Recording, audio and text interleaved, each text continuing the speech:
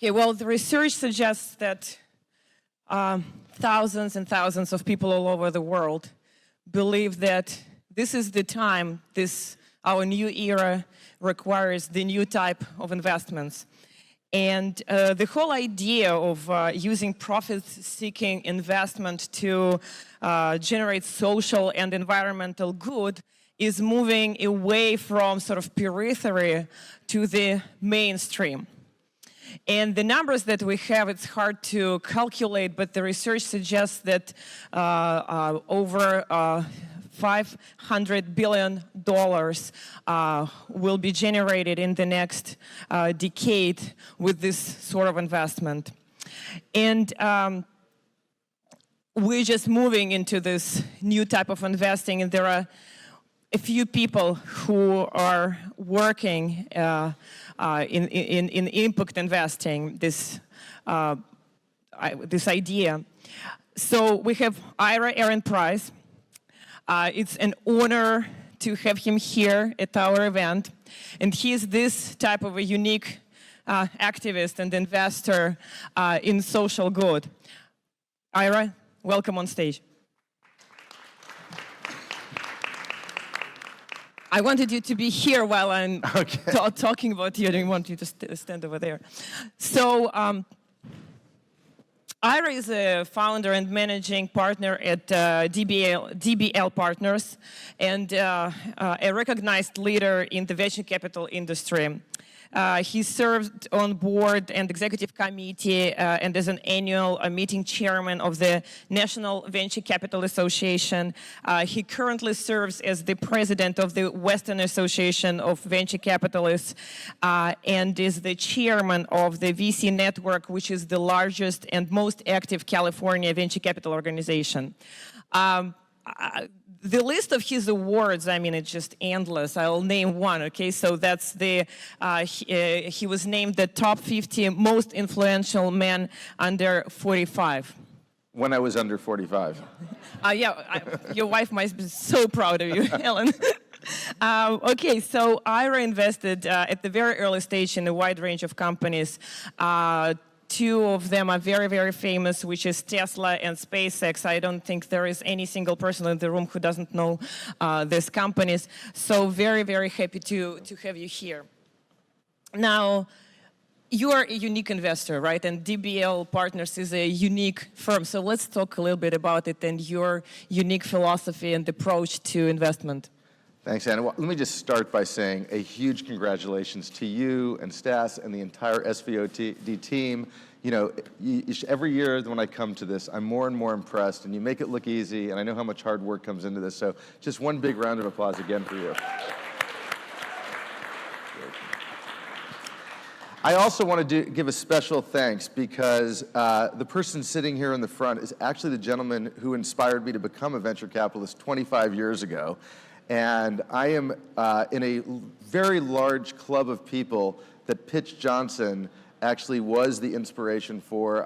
There's like this club of VCs out there who all tribute Pitch from the early years as being their inspiration. So one extra big thank you to Pitch for long ago inspiring me. So DBL stands for double bottom line, and the core thesis of DBL is that there isn't a trade-off between aspiring for top-tier financial returns and trying to create some form of social or environmental return as well. And it's really trying to debunk the myth that these concepts are mutually exclusive, but in fact, and particularly for the venture asset class, they're mutually reinforcing.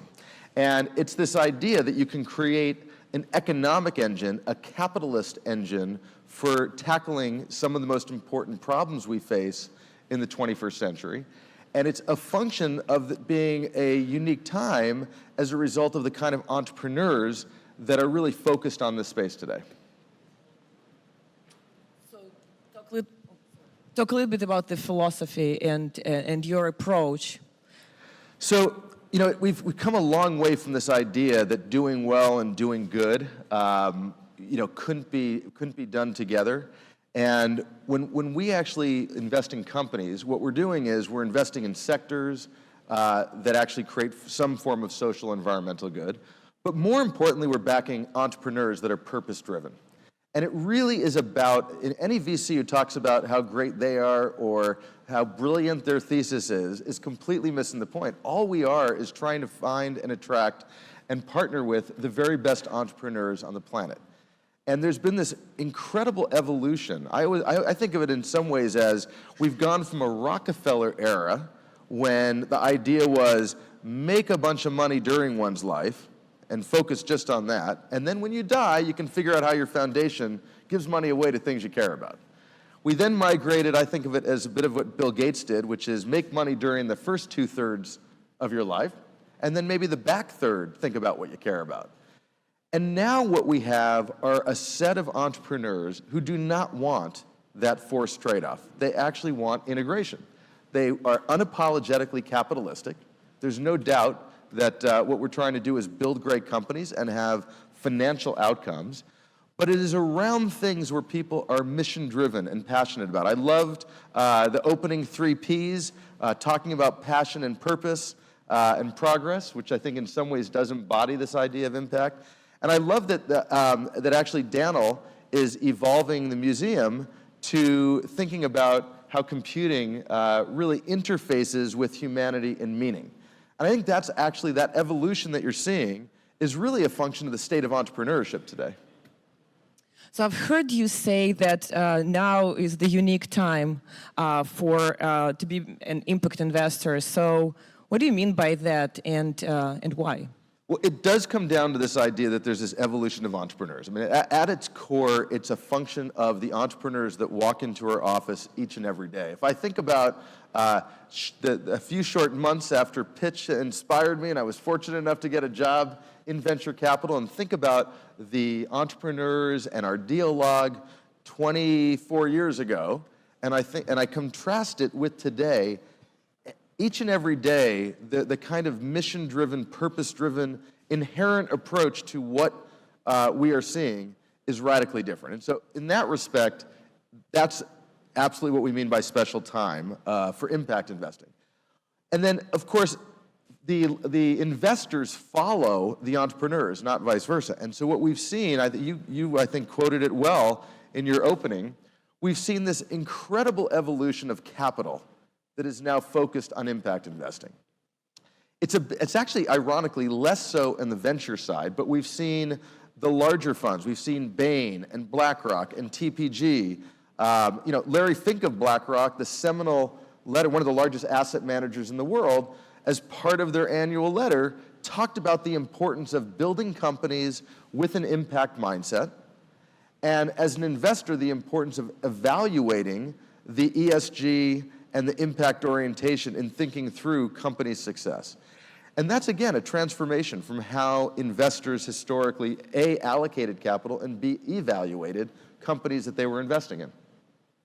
When we last talked, I was really amazed that it turns out that 60% of your companies are women-driven, and so I really want to stop on that and talk a little bit, because we have like 40% of our Amazing.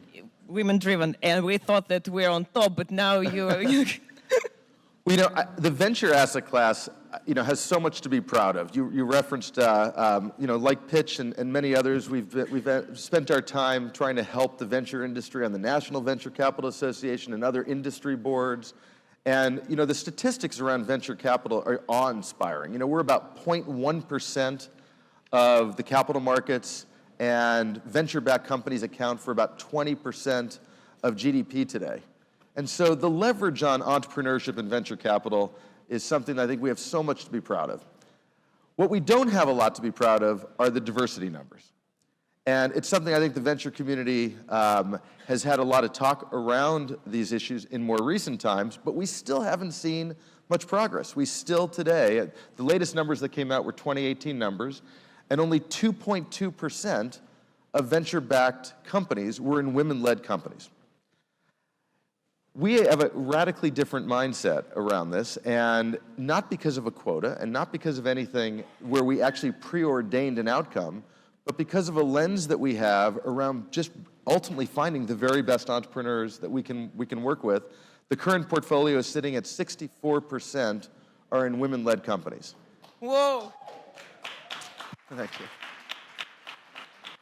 And what I always say about our entrepreneurs, and 64% of whom happen to be women, they are not women entrepreneurs, they are great entrepreneurs. And the lens that we back are not about finding women, they're about finding great entrepreneurs. But by having a different kind of lens than we've seen traditionally in the venture asset class, and I think this is also true, by the way, around international entrepreneurs, venture capital ought to be about finding those opportunities that are less mined.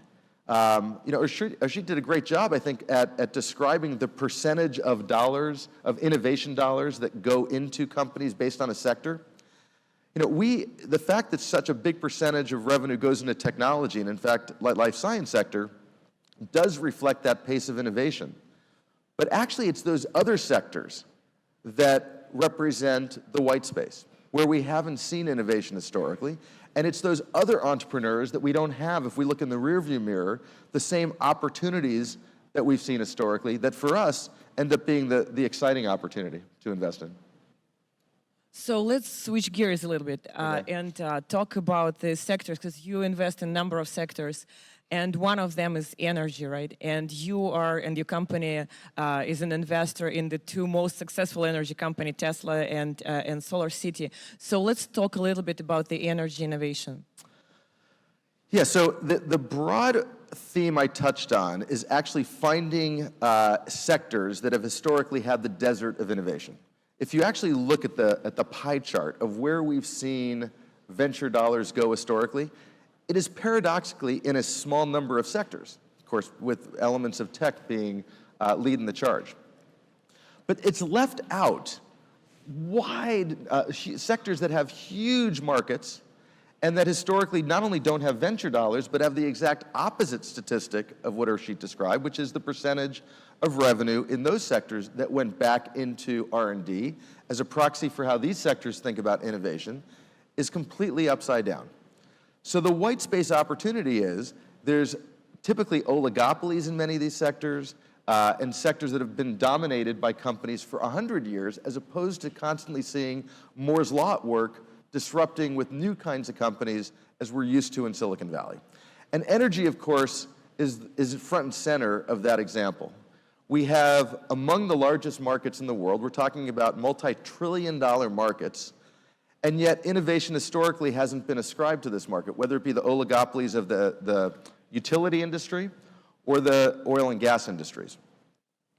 And so if you think about that as a backdrop, what we've seen over the last about 10 years is more innovation than we've seen over the last 100 years. We've seen the cost curves, if we mapped out cost curves and we actually omitted what industry we were talking about. You could think cell phones, where the earliest cell phone was large and cost thousands of dollars, and now, of course, today, a radically different state of play. You can think flat screen TVs, when first came out, huge cost points, now radically lower as a result of scale. But in the energy sector, I'll bring up a few examples. Solar. In about the last 30 years, there's been 150 order of magnitude decline. We've gone from about $76 a watt to about 30 cents a watt. That cost curve is staggering when you map it against any form of technology, industry, or innovation. The LEDs, around the turn of around 2000, we were sitting here at about $100 a lumen. Now we're at about a penny a lumen. I mean, just completely different cost curves. The same has been true in wind. Storage right now, Tesla's building the largest battery manufacturing plant on the planet to get to scale, and you've seen the cost curves at the cost per kilowatt hour radically transform. So on the innovation, from an innovation standpoint, energy is just in its infancy of seeing these kinds of cost curves and opening up new opportunities. You overlay that against the backdrop of, again, big markets. Policy has been a strong pull for the sector.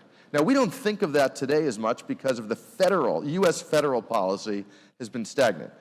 But the states have literally had as much favorable policy for this sector as we have ever seen in history. It is not just here in California, where we've had extraordinary leadership, but it is literally states like Texas that you wouldn't necessarily assume was going to actually overhaul a renewable energy industry, where today we have double-digit percentage of how Texans get their energy coming from wind. We have states like Iowa that don't necessarily come to mind when you talk about the next generation of energy, leading the charge.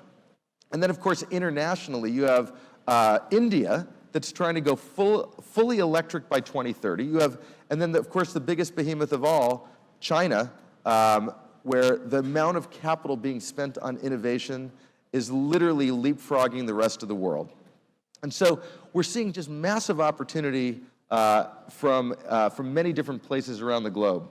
And then I come back to the mantra that we have, which is this is all about the entrepreneurs being the best barometer of where we're going. This is not about a thesis. It's not about an analytical rear-view mirror overlay of an industry. It's about where we see unprecedented entrepreneurship. And again, contrasting it from the early days we were doing this, when it was largely technologists, it was a lot of scientists focused on the space, and we didn't have the word serial entrepreneur when we talked about energy.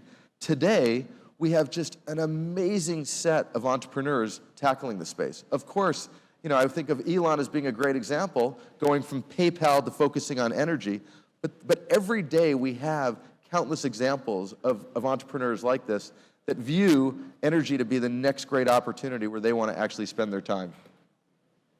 Well, there's been a lot of innovation recently in food and ag tech, right? Yeah.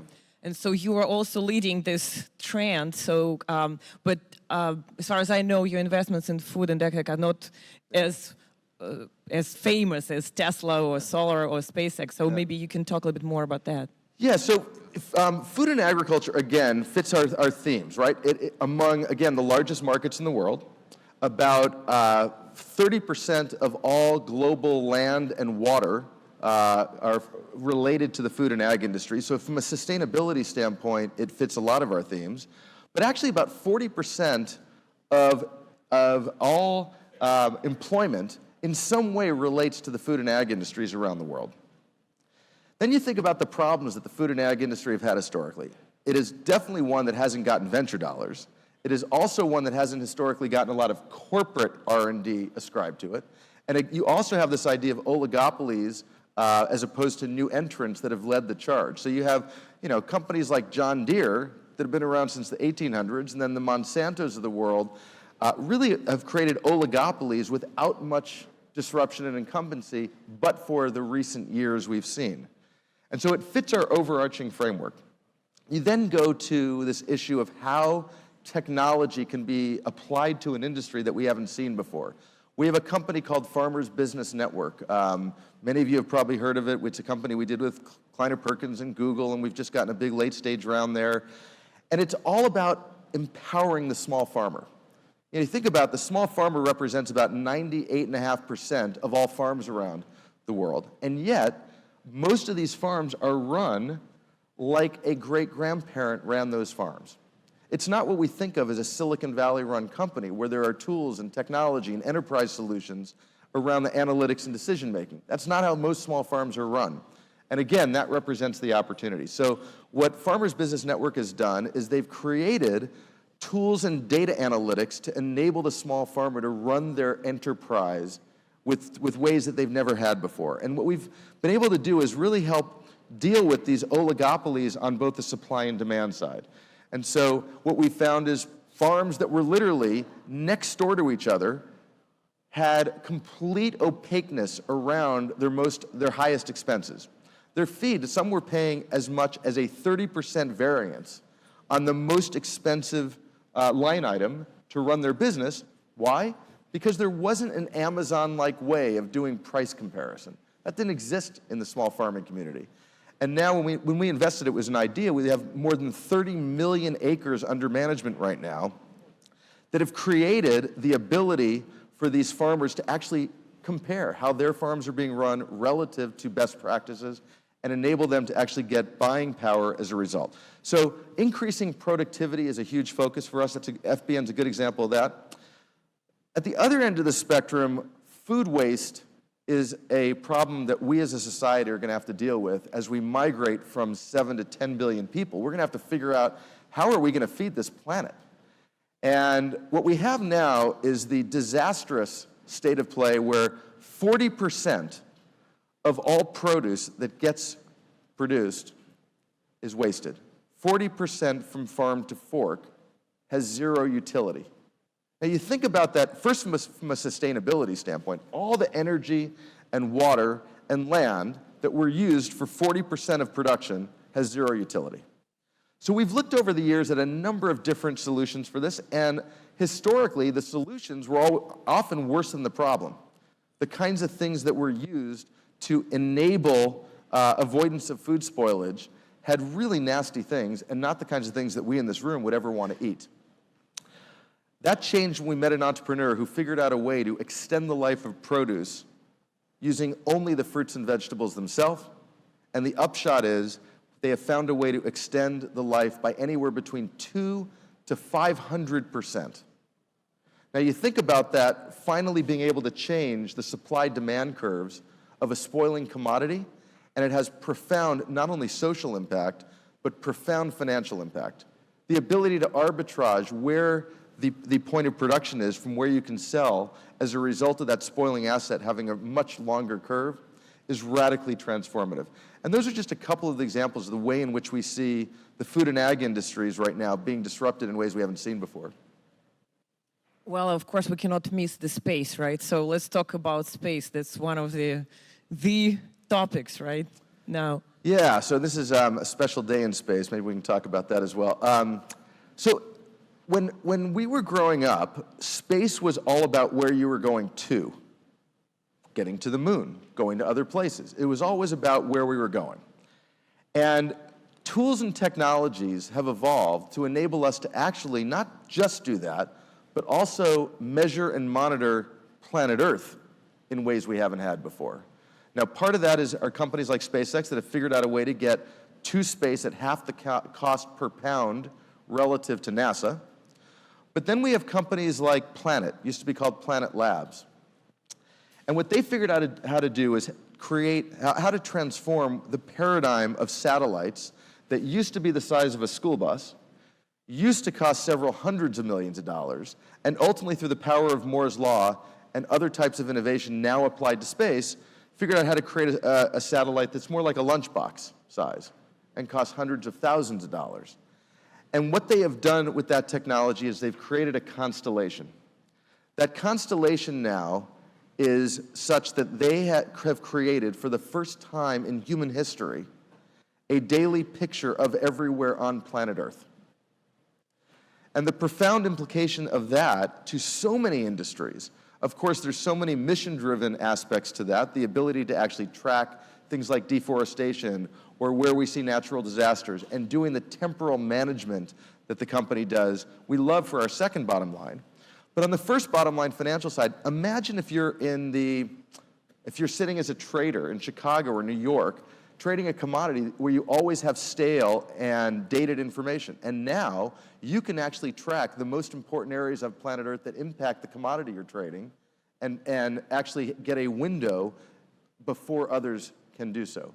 Imagine if you're a government and for intelligence reasons, you can imagine the utility of that. So profound implications with that kind of technology. And on the sustainability side, when we think about tracking the carbon and trying to tackle problems related to carbon issues, the first thing we have to do is find the carbon. And again, Planet is a great example of that.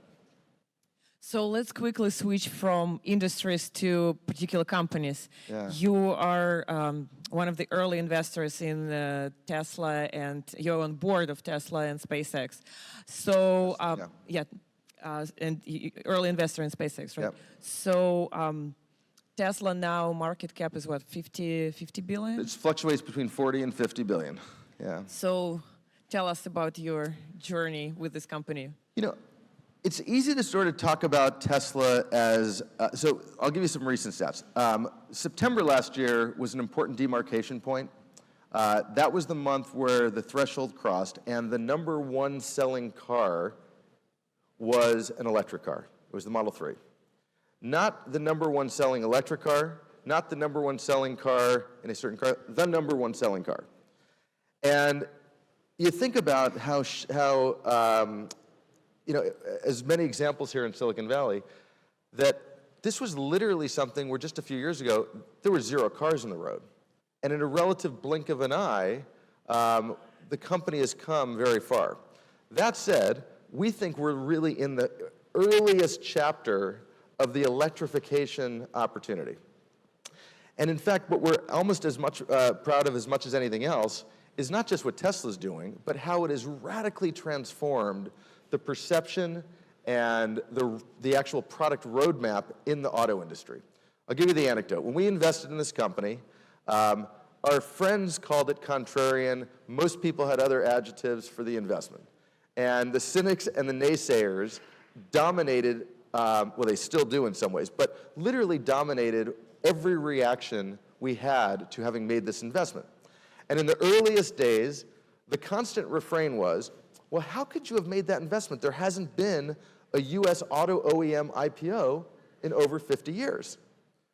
Now, I love when, fast forward, a few years later, I was fortunate enough to join Elon to ring the bell when the company went public. I remember I woke up early that day. I opened my New York hotel room. I grabbed the New York Times at the foot of my door. I went to the business section. I opened it up. And of course, the headline was, first US auto OEM IPO in over 50 years.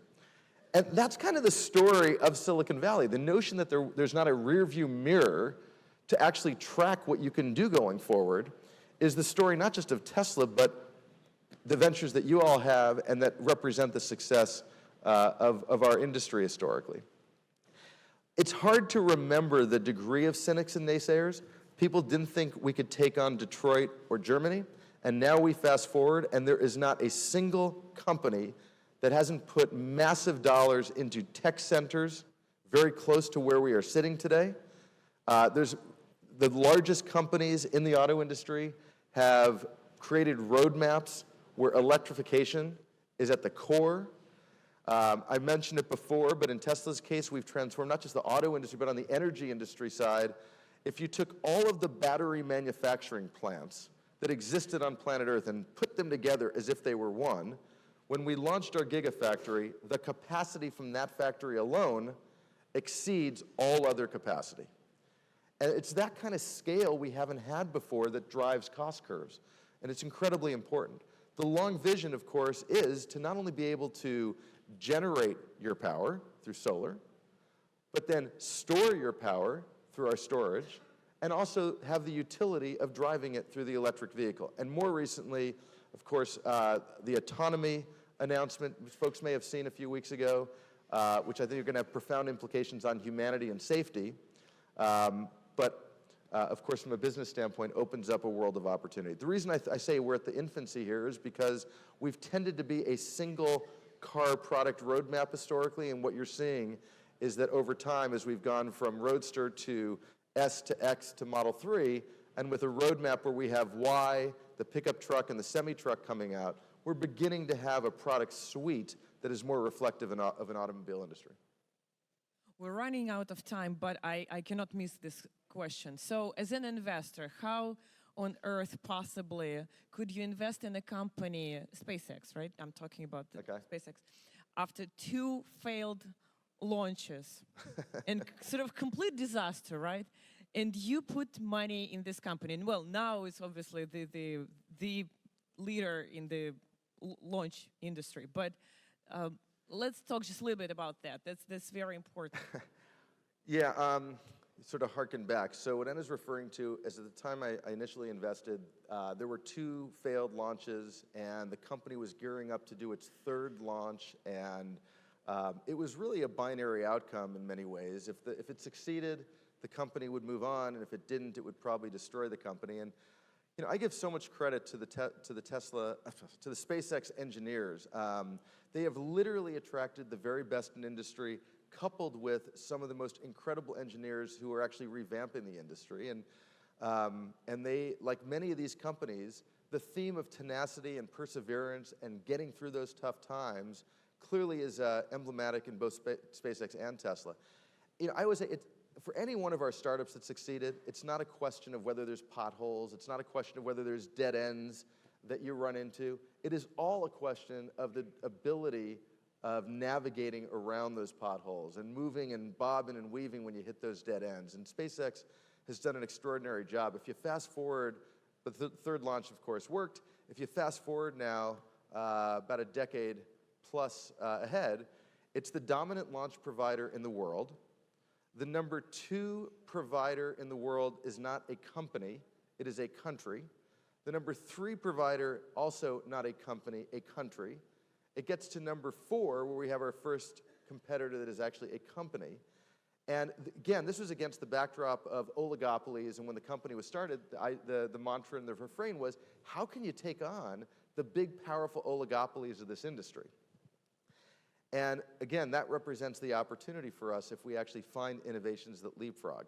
I referenced today's a very special day, assuming weather permitting. But if we fast forward, now we have an amazing track record around launch. It became the number 1 provider, not for one very important reason, and that's reliability. And then for those who don't know SpaceX, it completely re-architected and it created an amazing engineering feat to create reusability for the rocket. How many people flew here today? Okay, when you got off the plane, did they throw away the plane? Okay, that was the state of play in the rocket industry before SpaceX came along. And when you think about what SpaceX has done, which is the ability to amortize the cost of 70% of that rocket on future launch, they've been able to decrease the cost profoundly as a result. Now fast forward, having done that, tonight, hopefully, will mark the first 60 satellites that the company is launching to create a communications network. And what they've done is, using their vertical integration of launch, they have also created a new paradigm around the type and size and cost of satellites for the communications industry, akin to what I described what Planet's doing for the imagery side of the equation. And the idea is to create a constellation around planet Earth. In fact, in their case, it's called a blanket. And that blanket aspires to create internet access and equal internet access everywhere on planet Earth. It doesn't matter if you're in Silicon Valley, New York, LA, Chicago, DC, another major city center around the globe, or if you are in an urban village, if you're in a remote village in a developing country. The idea is to create the same opportunity for internet access. On the energy side, we have a company that's tackling the 1.5 billion that lack access that we take for granted with a grid that creates lights atop our head right now. And trying to provide energy access is one of our other companies. But the analog here is today, and I don't know how many people realize this, there are 3 billion people across our planet that today lack access to broadband internet that we take for granted when we wake up every day. And so again, the ability to provide that and do so economically is something that is going to represent the next chapter of the SpaceX story. Ira, well, thank you so much. We're so very proud of having you here. Thanks. And best of luck with your investments. Great to be here. Thank you.